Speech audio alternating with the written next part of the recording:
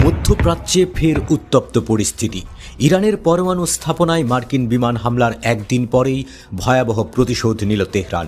ইরানের সশস্ত্র বাহিনী সরাসরি ক্ষেপণাস্ত্র নিক্ষেপ করেছে কাতার ও ইরাকে অবস্থিত মার্কিন সামরিক ঘাঁটিতে। ইরানের রাষ্ট্রীয় গণমাধ্যম প্রেস টিভির খবরে বলা হয়েছে, কাতারের রাজধানী দোহার কাছে অবস্থিত মার্কিন সামরিক ঘাঁটি আল উদেইদে চালানো হয় এই বিধ্বংসী ও শক্তিশালী ক্ষেপণাস্ত্র হামলা। এই ঘাঁটি মধ্যপ্রাচ্যে মার্কিন বিমান বাহিনীর অন্যতম প্রধান কমান্ড সেন্টার। ইরানের দাবি, তারা ইয়া আবা আবদুল্লাহ আল হুসাইন আলাইহি ওয়াসাল্লাম নামক পবিত্র কোড ব্যবহার করে এই অভিযানে সফলভাবে আঘাত হানে। ইরানি বাহিনীর বিবৃতি থেকে জানা যায়, এই প্রতিশোধমূলক অভিযান তাদের সর্বোচ্চ সামরিক নেতৃত্ব, খাতাম আল আম্বিয়া কেন্দ্রীয় সদর দপ্তর এবং সুপ্রিম জাতীয় নিরাপত্তা পরিষদের অনুমোদন